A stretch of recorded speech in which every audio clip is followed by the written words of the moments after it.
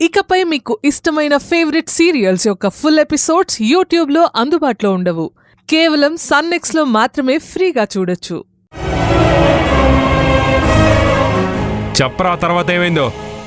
ఆ వీడియో నా దగ్గరే పెట్టుకొని రేవతిని బ్లాక్మెయిల్ చేయడానికి ప్రయత్నించాను.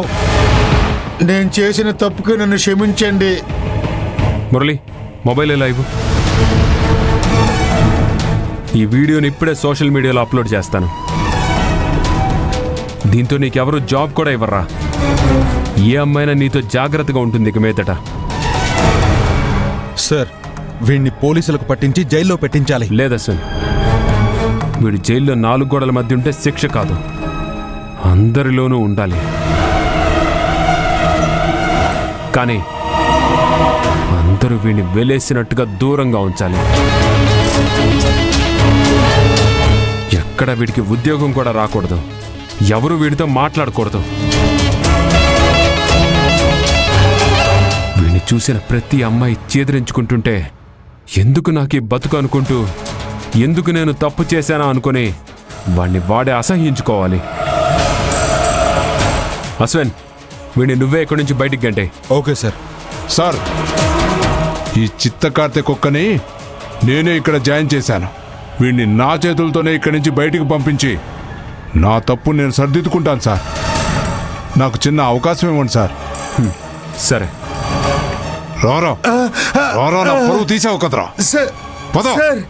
సార్, అయ్యో సార్, కొట్టండి సార్. ఆనంది, అశ్విన్ ఏ తప్పు చేయలేదని ఇప్పటికైనా అర్థమైంది.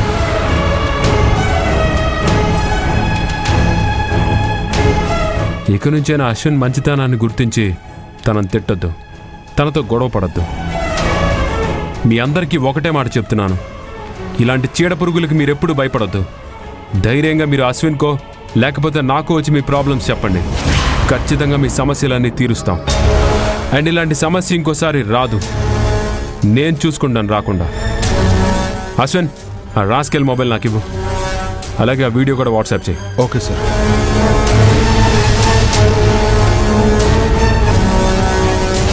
అన్నయ్య, చాలా థ్యాంక్స్ అన్నయ్య.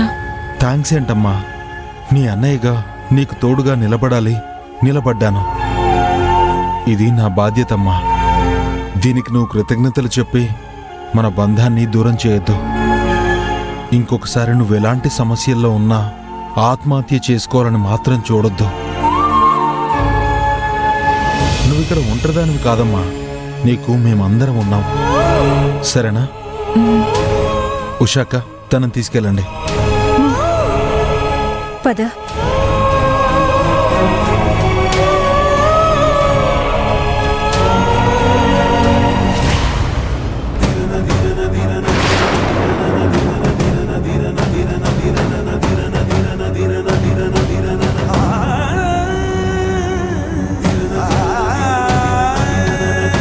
వీడి చేశాడు.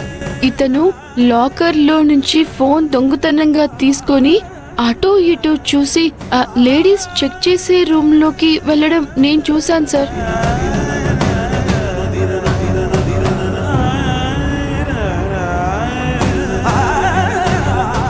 అది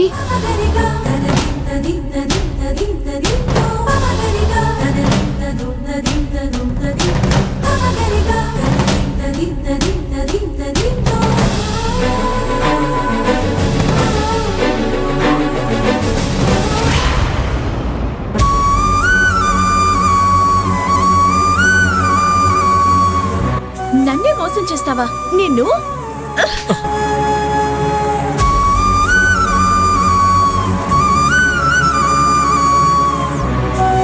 ఆనంది, రమ్య, ఏదో మాట్లాడడానికి రమ్మన్నావు. నిన్ను ఒక విషయం గురించి అడగాలి. ఏంటది? నువ్వు ఆ విషయంలో జరిగిన అసలు నిజం నాకు చెప్పాలి. ముందు నువ్వేం అడగాలనుకుంటున్నావో అది అడుగు, నేను నిజమే చెప్తాను. నేను ఈ సిటీకి వచ్చిన మొదటి రోజు అశ్విన్ని మీ చెల్లెలు చెంప మీద కొట్టి నన్ను మోసం చేశావు అని తిట్టింది కదా. ఆ తర్వాత రోజు నేను ఈ కంపెనీలో జాయిన్ అయిన మొదటి రోజు ఇక్కడికి వచ్చినప్పుడు నీతో అశ్విన్ చాలా బాగా మాట్లాడుతున్నాడు. మీకు అతని పైన ఎలాంటి కోపం లేకుండా అతనితో మాట్లాడుతున్నారు. మీ చెల్లెల్ని అంత దారుణంగా మోసం చేసిన అశ్విన్తో మీరు ఎందుకు అంత క్లోజ్గా మాట్లాడుతున్నారు? మీ చెల్లెల్ని అతను మోసం చేస్తే అశ్విన్ మీద మీకు కోపం ఉండాలి కదా. నువ్వక్కడ జరిగిన సంఘటనని చాలా తప్పుగా అర్థం చేసుకుంటున్నావు. బహుశా ఆ విషయంలో నీకు నిజం తెలియకపోవడం వల్లే అనుకుంటా. నిజమా? ఏంటది? అశ్విన్ చాలా మంచివాడు. అందరితో కలివిడిగా ఆత్మీయంగా ఉంటాడు. 6 నెలల ముందు నా చెల్లెల్ని ఈ కంపెనీలో పని కుదిర్చి దాన్ని జాయిన్ చేశాడు. అందరితో ఉన్నట్టే నా చెల్లెలతో కూడా అశ్విన్ ఫ్రెండ్లీగా ఉన్నాడు. మాతో మూవ్ అయినట్టే తనతో కూడా మూవ్ అయ్యాడు. అశ్విన్ ఫ్రెండ్లీ నేచర్ని మా చెల్లెలు తప్పుగా భావించి ప్రేమించడం మొదలుపెట్టింది. చాలాసార్లు అశ్విన్ నా చెల్లెల్ని నేను నిన్న ఆ భావనతో చూడలేదు, నువ్వు నాకు చెల్లెల్లాంటిదానివని ఎంత చెప్పినా వినేది కాదు. అశ్విన్ని ఇబ్బంది పెట్టేది. ఆ విషయం తెలిసి నేను మా ఇంట్లో చెప్పి దానికి సంబంధాలు చూడడం మొదలుపెట్టాం. అప్పట్నుంచి అశ్విన్ని పెళ్లి చేసుకోమని మరింతగా ఫోర్స్ చేయడం స్టార్ట్ చేసింది.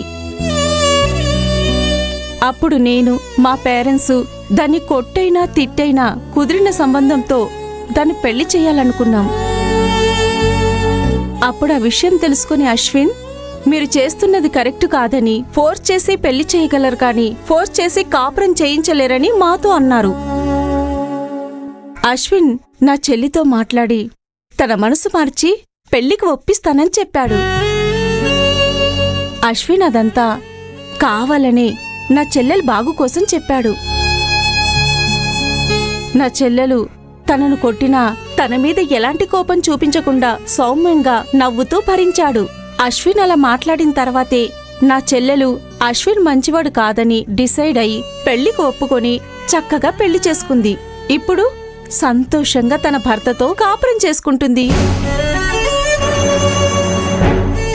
ఎదుటి వాళ్ళ సంతోషం కోసం తన వ్యక్తిత్వాన్ని తక్కువ చేసుకోవడానికి కూడా ఆలోచించని మంచివాడు మా అశ్విన్.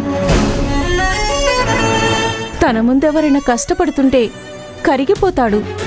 ఆ కష్టానికి తను అడ్డుగోడలా నిలబడతాడు. చివరికి తనని శత్రువుగా చూసే వాళ్ళకు కూడా మంచి చేయాలనుకుంటాడు.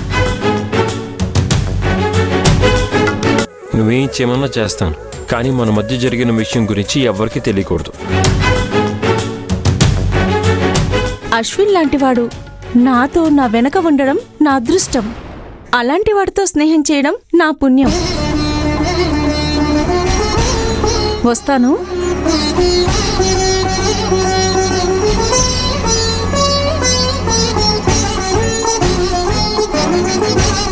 ఆనంది, ఇప్పటికైనా నీకు అర్థమైందా మా అశ్విన్ ఎలాంటి వాడు? ఆ రోజు నీకు మేమందరం ఎంత చెప్పాం, కానీ నువ్వు మా మాట వినలేదు. ఇప్పటికైనా నువ్వు కళ్ళు తెరిచి మా బావని మంచివాళ్లా చూడపోయినా కనీసం మనిషిలా అయినా చూడు. నువ్వు వాడిని ఎంతలా ద్వేషించినా వాడు మాత్రం నీకు మంచే చేయాలని చూశాడు.